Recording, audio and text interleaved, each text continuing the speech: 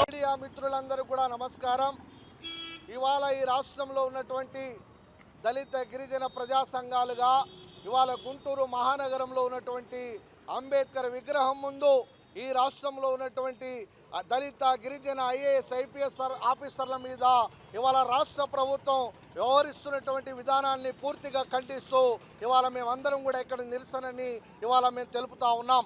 ఎందుకంటే ఇవాళ గిరిజన బిడ్డ అయినటువంటి ఐపీఎస్ సునీల్ కుమార్ నాయక్ గారి మీద ఇవాళ రాష్ట్ర ప్రభుత్వం ఇవాళ వ్యక్తిగతంగా కక్ష సాధింపు చర్యలో భాగంగా ఆయనని ఇబ్బంది పెట్టడానికి అనేక రకాల ప్రయత్నాలు చేస్తూ ఉంది.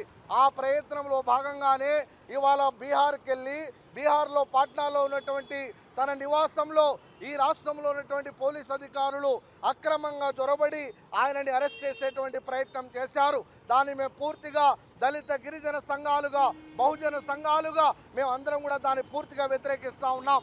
ఎందుకంటే ఆయన సామాన్యుడు కాదు, ఒక ఐపీఎస్ ఆఫీసర్, ఒక సివిల్ సర్వెంట్ యొక్క ఇంట్లో ప్రభుత్వం అంటే ముందస్తు సమాచారం లేకుండా, కనీసం స్థానిక పోలీస్ స్టేషన్లో ఇంటిమేషన్ లేకుండా, అక్కడ ఉన్నటువంటి బీహార్ ప్రభుత్వానికి కానీ బీహార్ హోంశాఖకు కానీ ఎలాంటి సమాచారం లేకుండా మా గిరిజన బిడ్డని అంటే ఒక గిరిజనుడు కాబట్టి అతన్ని ఏ రకంగా ఇబ్బంది పెట్టొచ్చు అనేటువంటి ఉద్దేశంతో ఇవాళ ఈ రాష్ట్ర ప్రభుత్వం ఈ రాష్ట్రంలో ఉన్నటువంటి పోలీసు ఉన్నతాధికారులు వ్యవహరిస్తూ ఉన్నారు. ఎందుకంటే ఇవాళ గత ప్రభుత్వంలో ఉన్నటువంటి గౌరవ ముఖ్యమంత్రిగా పనిచేసినటువంటి వైఎస్ జగన్మోహన్ రెడ్డి గారి యొక్క పేరుని ప్రస్తావించాలని, సిఐడి చీఫ్ అయినటువంటి పివి సునీల్ ఐపీఎస్ గారి యొక్క పేరుని ప్రస్తావించాలని ఇవాళ ఐపీఎస్ సునీల్ కుమార్ నాయక్ గారి మీద ఇవాళ రఘురామకృష్ణరాజు గారు ఒక ఉన్నత పదవిలో అంటే ఉప సభాపతిగా ఉంటూ ఇవాళ అధికారాన్ని ఈ సమాజం కోసం, ఈ రాష్ట్రం కోసం, ఈ రాష్ట్రంలో ఉన్నటువంటి ప్రజల కోసం వెచ్చించకుండా తన వ్యక్తిగత కక్షని తీర్చుకోవడానికి తన యొక్క ఆనందాన్ని అంటే గతంలో తనకి ఇబ్బంది జరిగింది కాబట్టి నాకు ఇబ్బంది పెట్టిన వాళ్ళని నేను కూడా ఇబ్బంది పెట్టి ఆనందం పొందాలని ఇవాళ ఉపసభాపతి రఘురామకృష్ణరాజు గారు వ్యవహరిస్తూ ఉన్నారు. దాన్ని పూర్తిగా ఉపసంహరించుకోవాలి.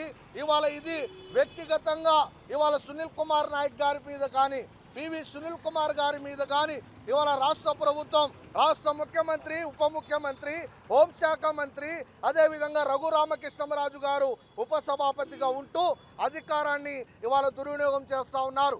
మా ఓట్లతో, దళిత గిరిజనుల యొక్క ఓట్లతో మీరు అధికారంలోకి వచ్చి ఈ సమాజాన్ని, ప్రజలని మీరు ఉద్ధరిస్తారని మీకు అధికారం ఇస్తే మా యొక్క ఎదుగుదలని, మా యొక్క రాజ్యాంగం ఇచ్చినటువంటి హక్కులని మీరు అధికారం అడ్డం పెట్టుకొని మమ్మల్ని అణచివేసే ప్రయత్నం, హరించేటువంటి ప్రయత్నం చేయడం ఇది ఎంత మాత్రం సమంజసం కాదు. కాబట్టి ఇకనైనా కూటమి ప్రభుత్వం ఇలాంటి విధానాలను ఉపసంహరించుకోవాలి. దళిత గిరిజనుల యొక్క హక్కులని, అధికారుల యొక్క రక్షణని ఈ ప్రభుత్వం కాపాడాల్సినటువంటి బాధ్యత ఉంది. అంతేగాని అధికారాన్ని అడ్డం పెట్టుకొని మా ఐపీఎస్ ఆఫీసర్ల మీద వ్యక్తిగత కక్షగా దీన్ని గనక తీసుకుంటే మేము ఏ ఓటుతో అయితే మీకు అధికారం వచ్చామో అదే ఓటుతో మిమ్మల్ని పూర్తిగా గద్దె దింపడానికి మేము ఏమాత్రం వెనుకాడబోమని కూడా మరొక్కసారి హెచ్చరిస్తూ ఉన్నాను.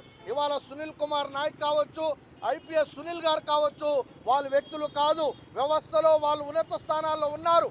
వాళ్ళకు అండగా ఈ రాష్ట్రంలో, ఈ దేశంలో దళిత గిరిజన సమాజం ఉందనే విషయాన్ని రాష్ట్ర ప్రభుత్వం ఏమాత్రం దీన్ని మర్చిపోకూడదని మీ ద్వారా హెచ్చరిస్తూ సెలవు తీసుకుంటా ఉన్నాను. ఈ యొక్క సంఘటనని ఇక్కడికే ఉపసంహరించకపోతే రాష్ట్రంలో దళిత గిరిజన ప్రజా సంఘాలు, అదేవిధంగా మేధావులు, ఈ ప్రజలు చేసేటువంటి ప్రజా పోరాటాలకి రాష్ట్ర ప్రభుత్వమే పూర్తి బాధ్యత వహించాలని మీ ద్వారా తెలియజేస్తూ హెచ్చరిస్తూ సెలవు తీసుకుంటా ఉన్నాను.